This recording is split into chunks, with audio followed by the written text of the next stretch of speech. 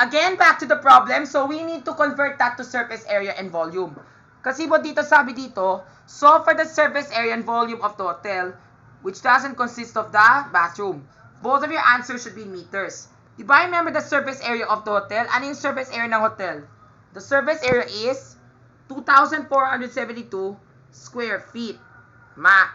And now, we need to multiply that by 144. So, ganito kasi yun. So, 2,470. Ay, wait pala. Kasi nga, that's supposed to be the surface area of the room. Pero it does not consist of room. Kaya pala, gets ko na. That's why I have this 273 something. Because of this formula. I did the sum of 7.5, 21. Yes. Kasi nga mga cholis, ito yung ginawa ko. Because I did it this way. Remember what 7.5? It's the measure here. And then 21, where's the 21? It's the one being deducted. Kasi both this is 30 and this is 9.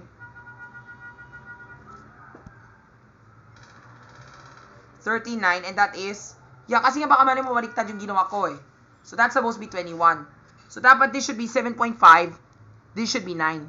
Pero okay lang yan. Either way, it works. Or maybe this is 30 kasi nga mahaba to eh. So 30 and 18. So yun. So this should be 21. And then 30 and 18 and then 10.5 which is this one. Because diba remember 18 minus 7.5, that is, 18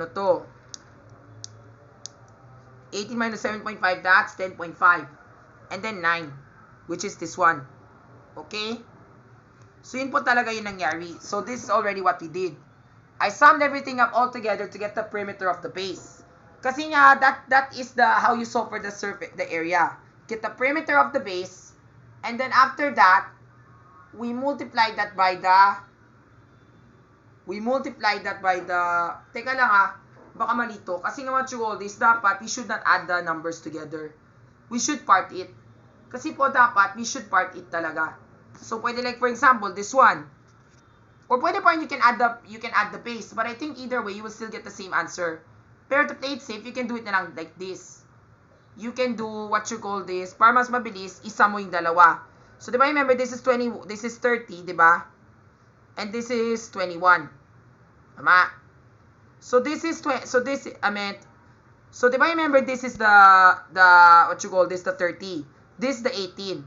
So, therefore, 18 minus, so, bale, ito yung 7.5 feet, diba? Which is, 90 inches. 7.5 feet. So, therefore, it's 18 minus 7.5 feet. This is 10.5. So, ito yun. I'll draw it on another piece of paper. And it's always important to get back to the drawing board if in case your solution fails. So, yan. So, diba remember, this is 7.5 and this is 18 feet. So, this should be 10.5. Tama? And then this one supposed to be 21. Kaya naman, if we were to do this is already our solution. We can add this up all together and then multiply it by the height. Actually, you can also do it that way. Kasi po, naman, when it comes to surface area, you can just add up, tama, I think it also works. Just add up the sides and then multiply it by the third dimension. You can also do it this way. Pero if you want to take the area separately, pwede pa rin. Like for example, you can do it this way. 18 times 30, that's supposed to be 540, diba? 540. Then 7.4 minus 9. Kasi nga, diba remember, that's what he did. Ito yung ginawa ko. Diba remember, this is the thing that I did? Ito yung ginawa ko. Tama? Ang ginawa ko dito, I did area of the bedroom and the bathroom. So, diba remember, the area of the bathroom is 67.5 feet. And then, this is the answer that I got. 472.5. And then, if I try to multiply that by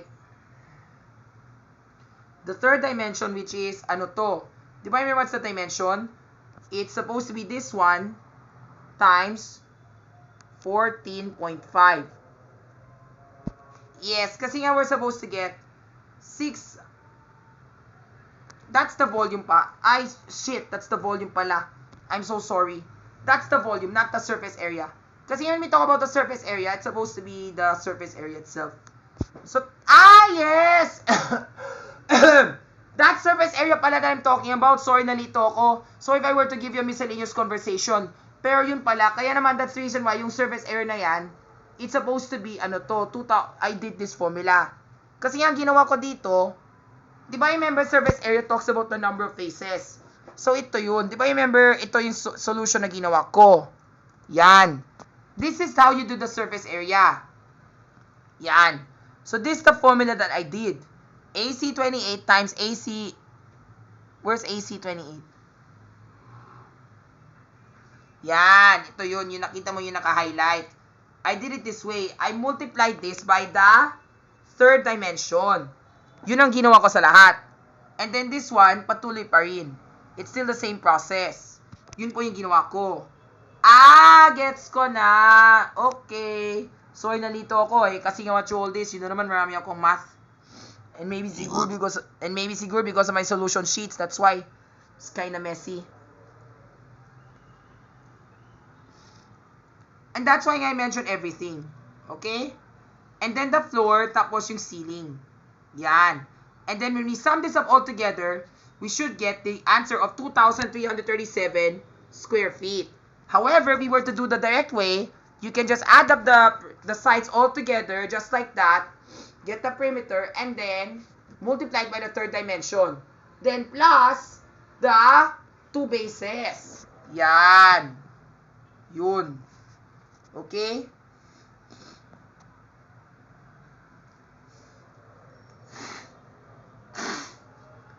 That's why we're supposed to have, 8 faces. Kaya pala, so that is the surface area. The surface area is 2,337 square feet. And then when I try to convert that to square units, I multiply by 144 and I should get this answer. Yes, that's supposed to be 300. That's supposed to be in square inches. And then we need to convert that to square cm. So that should be like that. So therefore the surface area of the room should be like this. 217.114. That is the surface area of the room which does not consist of the bathroom. Tapos, for the volume naman, yun talaga yung ginawa ko. The one what you call, sinabi ko kanina, you will have to add everything up. Diba remember this, the one? Diba? Get the area of the base, and then multiply by the third dimension, which is 14.5. And you should come up with this answer. Yan, that is the volume of the room. Correct. Kaya pala, sorry nalito ako. Pero sorry guys. Next, let's go to the next problem. For the bedroom, tiles will be installed on the floor. Each tile is a square and has a perimeter of 20 decimeters. How many tiles are needed? Ayan. Kasi nga what you call this is already another problem. Because in the bedroom, di ba remember ito yung bedroom mo? You're also going to insert tiles. How many tiles are needed? So this when tiles are needed to fit in. So ganito siya. Di ba remember, let's say for example, if you're a construction worker, this is your plan. Ilang tiles na dapat gagamitin mo? So yun yung gagawin. So if you're gonna insert tiles here, each tile is a square. Di ba remember, each tile is a square such that the perimeter is 20 decimeters. So what we do first is we need to solve for the area of the tile. So ganito siya. Ito yun. Di ba remember, where's our conversion? Yan, sa letter B. Di ba remember, our tile is 20 decimeters. Our tile is, the perimeter is 20 decimeters. Tama? And it's a square. So therefore, we know if it's a square, dapat, the perimeter should go like this. 12 plus 2W is equivalent to 20. The perimeter pala. Sorry pala, kasi po, di ba remember, the perimeter is 20 decimeters. So we know that 20 decimeters is 4x. Di ba remember, the perimeter of one square is 4 times s. And if the perimeter is 20, dapat, it's supposed to be 5 decimeters. Then 5 decimeters, we're gonna have to convert that to centimeters. So 5 decimeters, that's 50 cm. And 50 cm, converting it to 2.54 inches, ganito siya. So, ito yun. Di ba remember, ang ginawa ko is this. We converted of the tiles. Ito yung conversion ko sa tiles, di ba? Wait lang ah. So, ito yung area of the tile. 5 decimeters. But before that, we need to convert that. 1 decimeter is 10 cm. 5 decimeters is 50 cm. And then we divide and we should get 19.685 inches. And then last but not least, we know that 1 foot is 12 inches. So, getting our answer, divided by 12, we should get 1.6404 inches. Yan. That is the feet. That is the dimension of the tile. And then we get the area. Diba? To get the area of the tile, ganito siya. Ito yung ginawa ko. I did it this way. This one. Yes, very good. 1.64 times 2. And we should get the area of the tile, which is 2.7 square feet. And then estimate one tile is this. Then how many tiles? We have, remember this answer here? That pertains to the area of the room. Dividing it by this answer here to get the number of tiles that you need. So therefore, your answer is, you should get at least 175 tiles for the room. Yun. That's a bit tricky, ha? But of course naman, that's the criteria. If you want to get the number of tiles, you have to solve for the area of the room. And then solve for the area of the tile. And then estimate how many tiles it needs. Okay? But if it has a different dimension, make sure your dimensions have to be, or your units have to be stable. Like for example, if it's inches, if your tiles is in inches, your room should be in inches. But since our room is in feet, we have to use our tiles in feet. Kaya naman, that's why nga we have a conversion table here, di ba? So yun. So that's letter B. Now going to letter C. On the longest wall of the bedroom, there's going to be a TV screen whose perimeter is 5t plus 8 inches. Its length measures 2t minus 4 inches, while the width measures t minus 3 inches. Now, how much room is left on the wall? Ayan. If I remember which room is that, which is the longest room in the bedroom? So, ito yun. So, going back to our draft, yes, this is the longest wall. The one here, the 30 inches. The 30 feet. Tama. Kasi nga, all of them are short. At saka, di ba remember, yun naman sa hotel rooms, this is where the TV is most likely to be put. Because, di ba remember, in most hotel rooms, kung ito nilagay yung bed, dito nilagay yung TV. Para people can see it clearly. Yan. Kaya naman, that's exactly what's going on in hotel rooms. The TV should be here. On the longest side. Okay? Pero ano yung condition? Sabi dito, the perimeter is 5t plus 8 inches. 5t plus 8. That is the perimeter. And then its length, 2 times 2t minus 4. Plus, with t minus 3. Okay?